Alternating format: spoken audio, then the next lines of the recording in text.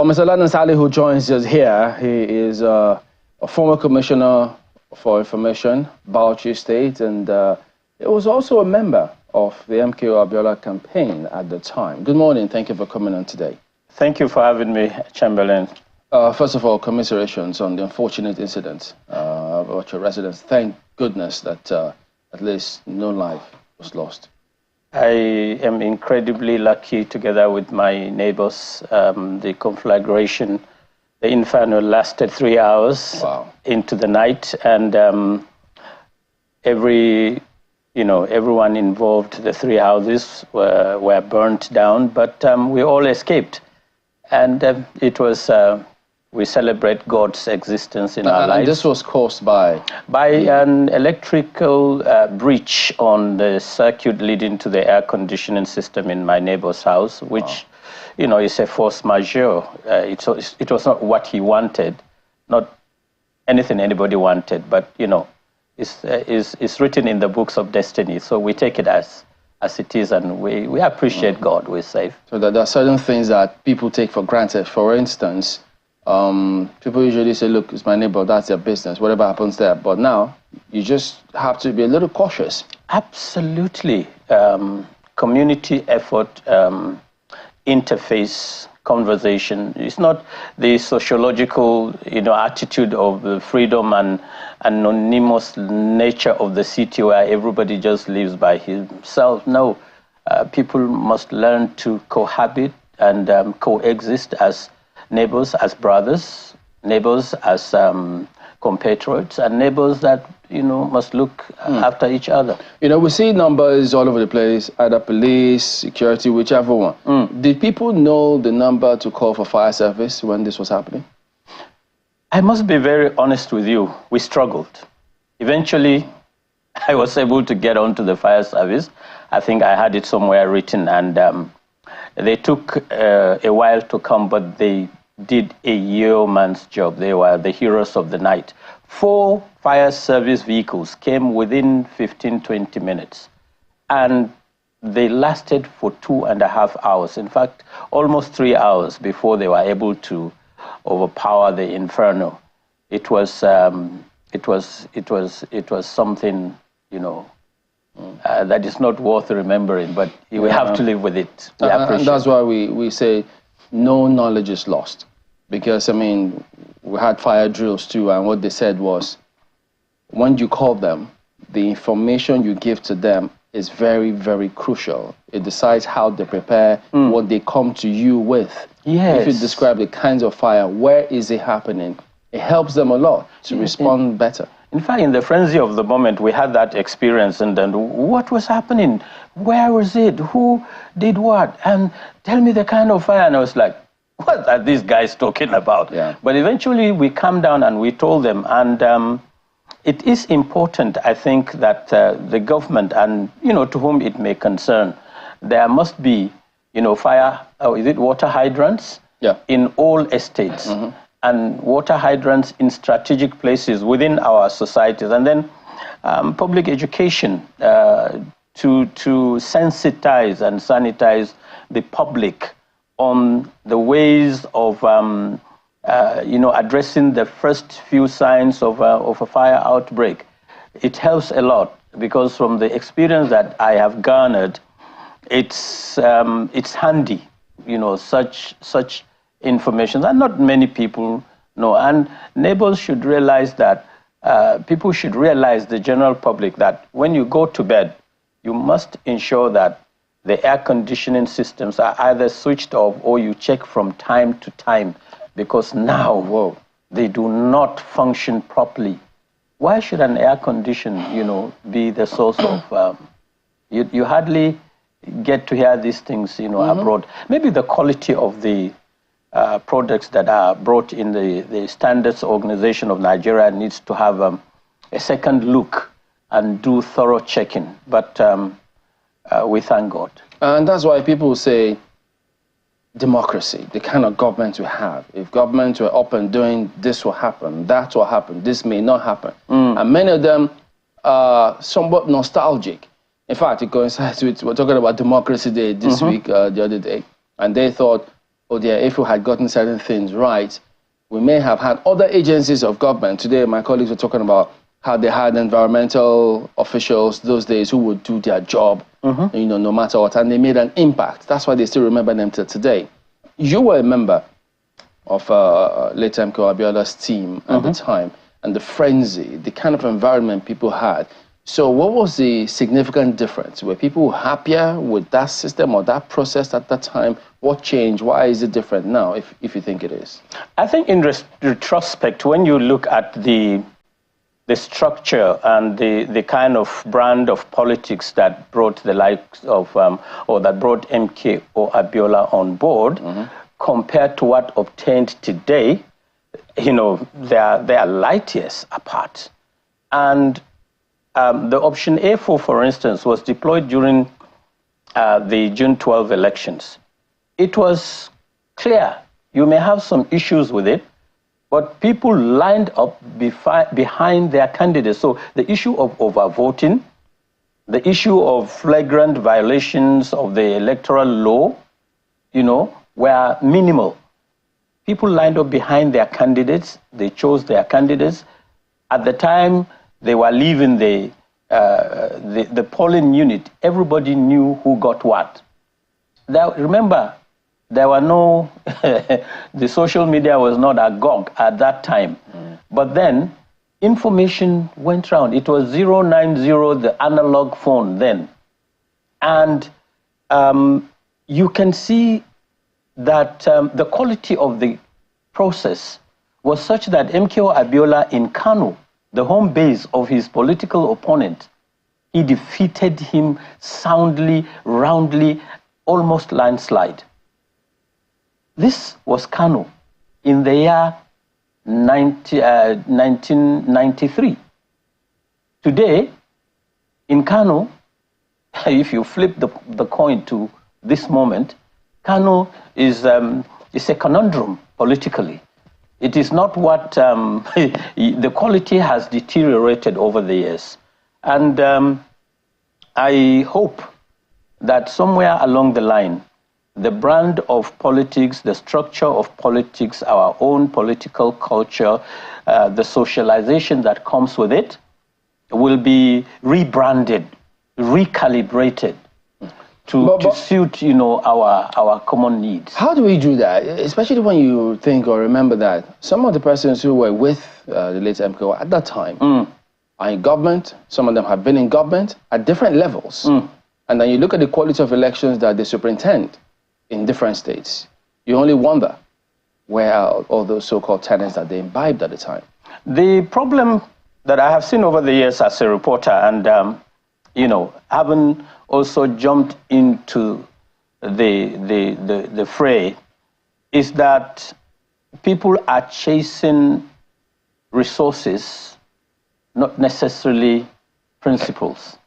People are... When I say people, political candidates or the electorate themselves, or across board? 70 to 80% of the people in politics have kind of done some philosophical, if you like, principle somersault. Instead of going there to protect the public, to work for the interest of the public, they see politics as an immediate pastime to become rich overnight. I mean, you can look at local government councils. But they don't elect themselves. The people elect them. Yes, because... Time and again. Yes, the people that we're talking about, Chamberlain, they are not particularly educated. They may be, at a certain point, they are existentially poor and driven by the immediate needs of, taking care of the family, putting bread on the table. And so a week, 2 weeks to the elections, the politicians masquerade and come in the form of money bags. And the ordinary Nigerian who is languishing in abject poverty, stinging poverty, needs to survive by the day. And politicians have become so smart that they use that as a weapon pre-elections. And they come out. Do we say they become so smart, or people have become docile? people are equally docile. To me, yesterday I was talking with a friend of mine, and I told him, and he said, look, when you talk about Nigerian politics, even when you blame the politicians, you must come back again and blame the average Nigerian, because he takes a bloody nose today, tomorrow he repeats the same mistake. You go to Ghana, same Africa, same West Africa, during campaign and elections, and during the elections proper, they make sure that issues matter. In Nigeria, issues are swept under the carpet at the most critical points in our own political history, in our own political evolution. Interest will then take over. Attitudes will take over. Sentiments will come in. Regionalism, geopolitical, strategic management issues will come in. And the core issues that the public should be united on: the economy, devolution of powers, the attitude of the electoral umpire, the security issues, are the issues that should be on the front burner. And they are the issues that should dictate whether a candidate is elected or not. I think maybe what's happened is the Nigeria of 1993 and the Nigeria of 2024 are worlds apart. Absolutely. Worlds apart. and many people may say, at the time we had something to lose. We were united against a common enemy, yes, so to speak. The military. So, there was that camaraderie. We felt the need to work together so we could achieve something. In 2023, 2024, what could we unite together against as a people? Because I think that's where Nigerians, that's when we thrive, when we have a common enemy. So is it that we don't see these economic issues or these insecurity problems we're facing? Is it that we don't see them as a common enemy that we can unite against? Because if we do, in many ways, it would change our perception and drive us in the direction of who we need to be in office. What do you think? I think the 40 years after independence, we had, I think, 29 to almost 30 years of military rule. That has beaten the average Nigerian to pulp in terms of understanding, democracy or even embracing it. Eventually, like you said, beautifully you stated it, the common enemy then, enemy quotes unquote, was the Nigerian military and the need to get them out of power. Now, what kind of society do we have? How do we name the society post-military? There wasn't so much national debate on the structure of Nigerian politics. For instance, if you want to go on the parliamentary system, you look at what happened between 1960 or even before then to the time of the Civil War, and then you look at the nature, if you want to do presidential system, what is happening in America, then you take a look at it. If you wanted a presidential system, you now said, okay, look, are we taking hook, line, and sinker what obtains in America? Or are there some variations that we will bring onto the table?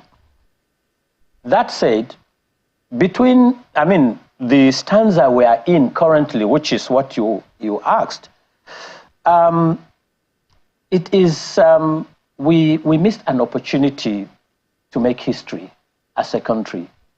We do not seem to appreciate the fact that when you come into a period of elections, there are certain issues that are germane to the survival of a nation. Insecurity in Nigeria. If you go to the southeast, it's there. If you go to the northwest, it's clear. If you go to the northeast, you may say that is the nucleus of insecurity in Nigeria. And when you look at the economy is in tatters. The system is almost, biting in every form of our own social life and lifestyles.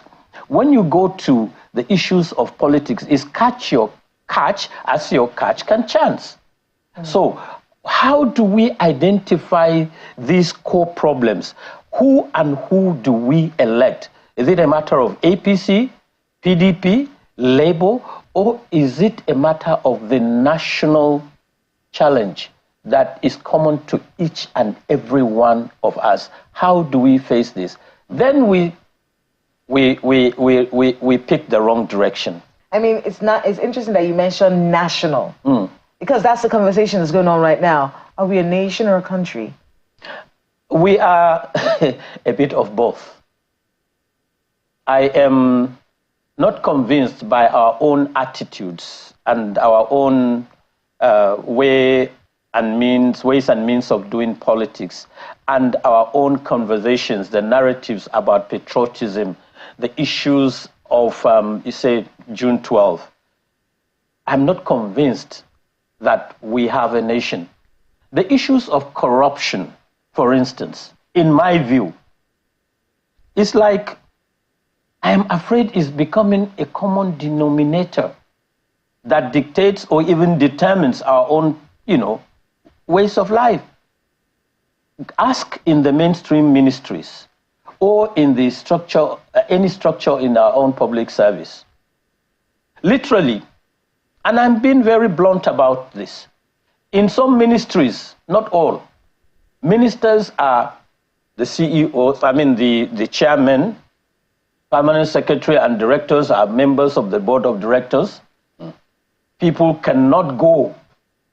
Normal people that seek for contracts, supplies, and what have you, cannot go into ministries and get jobs done and get paid as at when due, because the system is now engaged through third-hand parties, second-hand parties in the same business. You've worked with states. Can you also bluntly tell us, do you think they can or cannot pay the minimum wage? Is corruption an issue in those states as well? Is it interfering?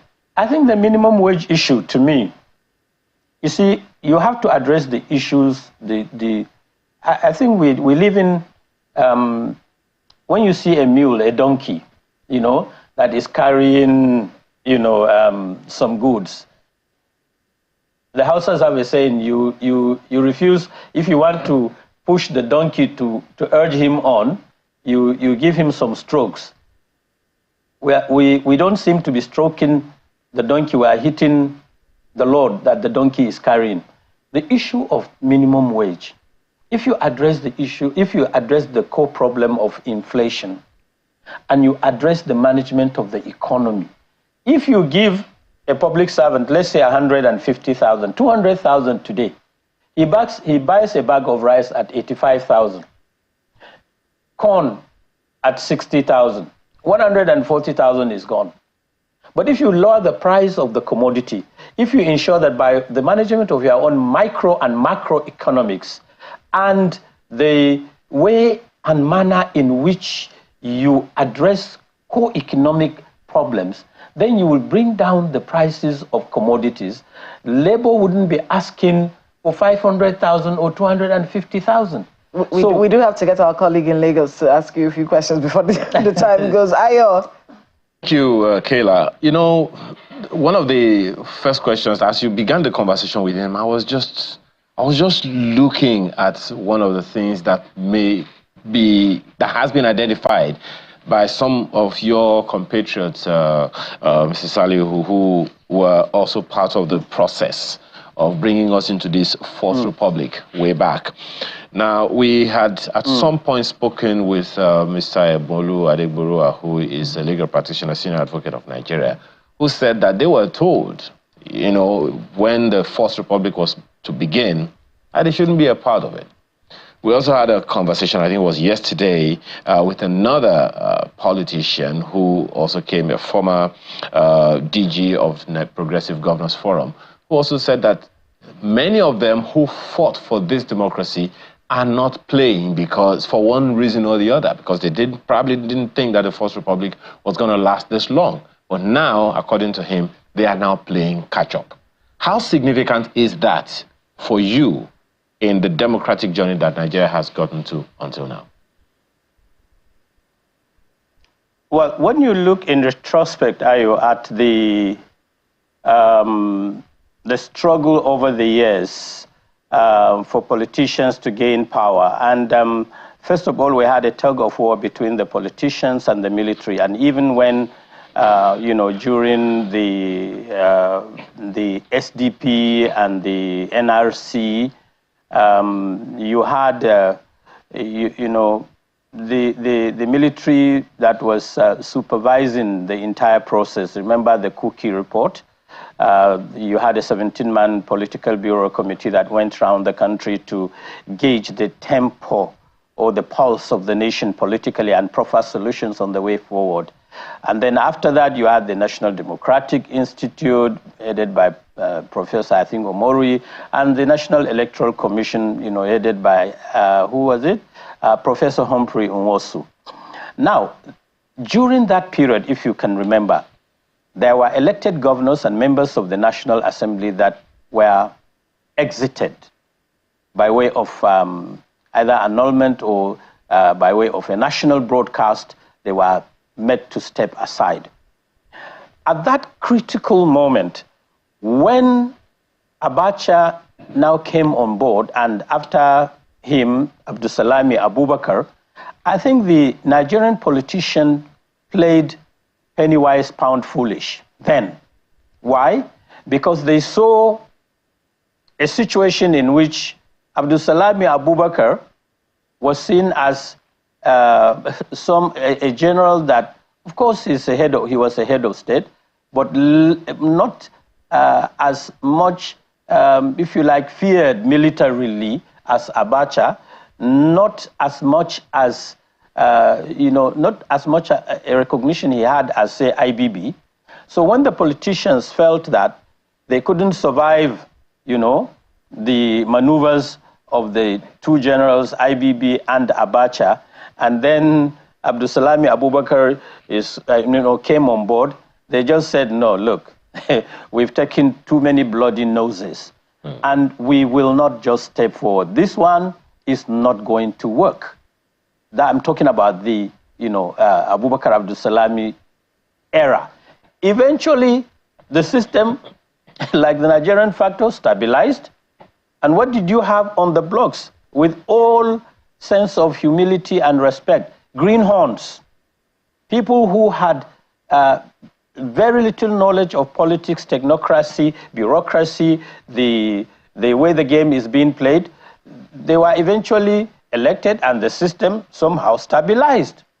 And so you discover that it was a system that was bereft of quality, that was bereft of, if you like, comprehensive knowledge of the ways of doing politics.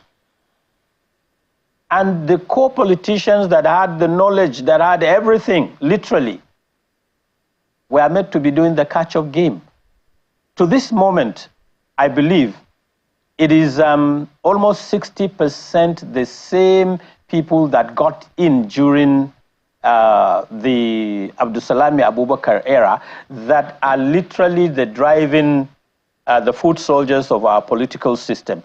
And that is why you have it cascaded over the years and has a telling effect on our own politics, and did not, the system did not in any way sieve you know, not necessarily eliminate, but to identify and make sure that at certain strategic points, quality people were now recruited in terms of political recruitment to replace these greenhorns. And I think we have a long way to go, because these guys now have money.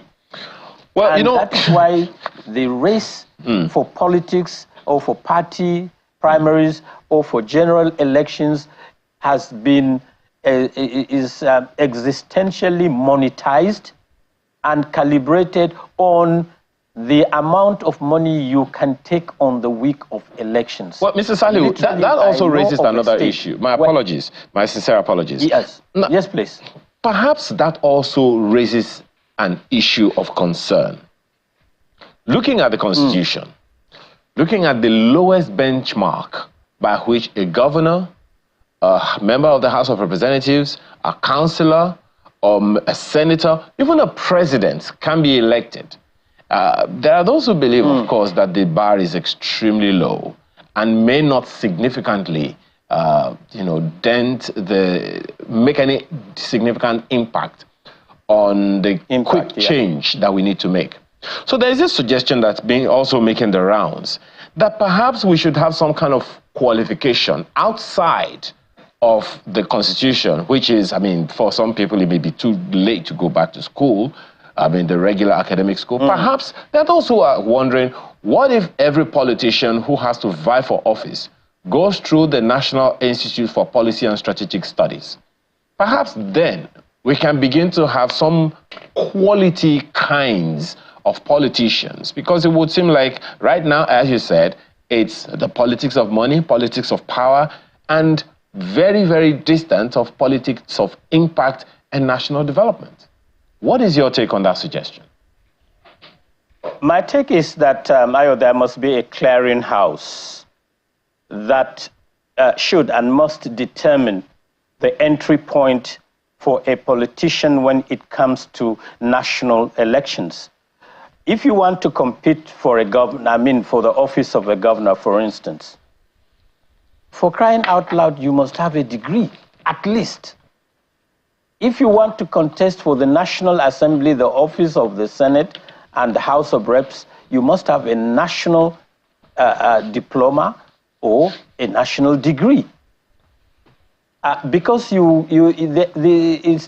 instance, the lawmaking assembly, the congregation that is the last hope, they say, of the common man, and you sit down to look at national issues that border on security, on the economy, macro and microeconomics, on the issues of defense and security, and what have you.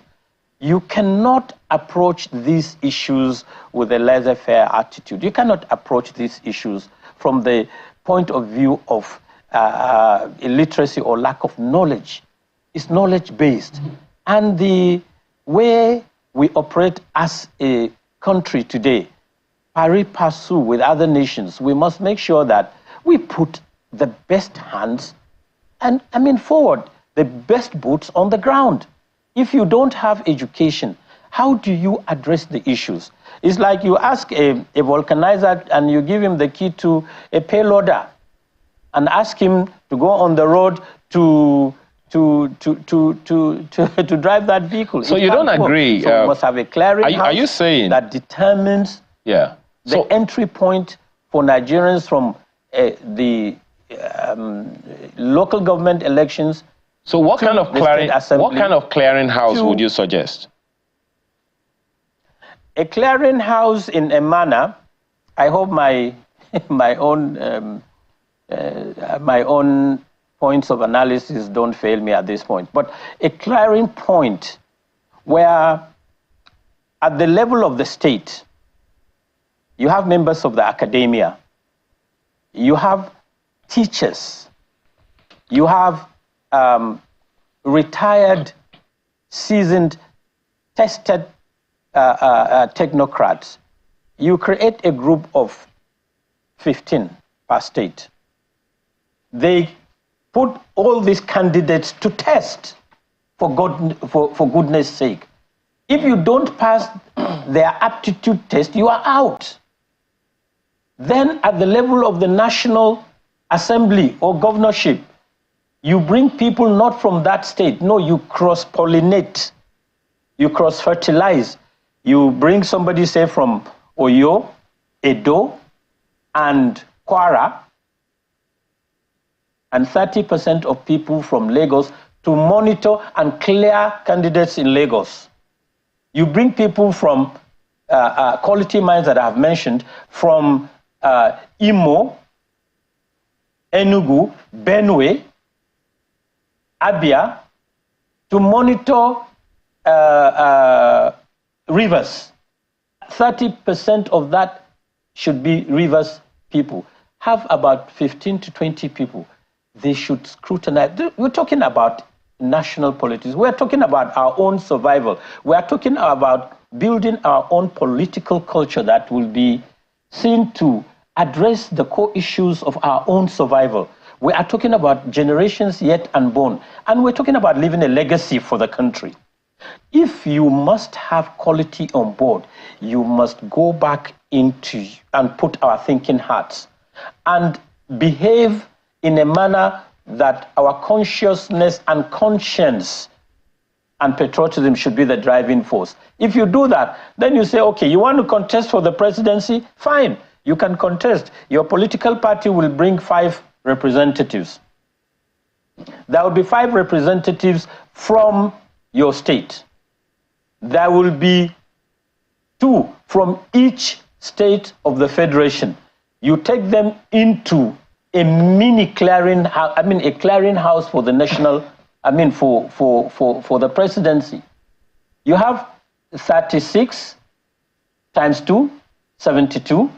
You have 10 from your state.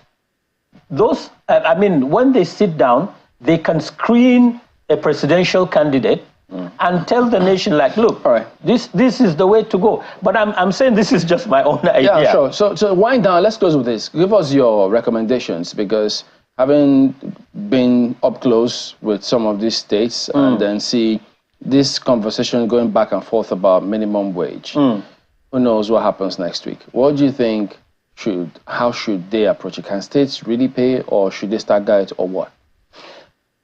When you take an axe and hit at the apparatus of the states, and let me see if I can break it down.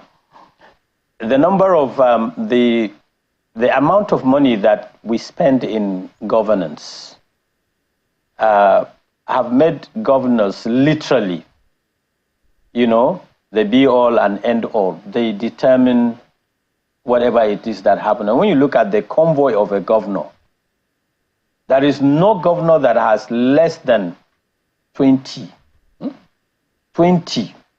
what? Cars in his inventory.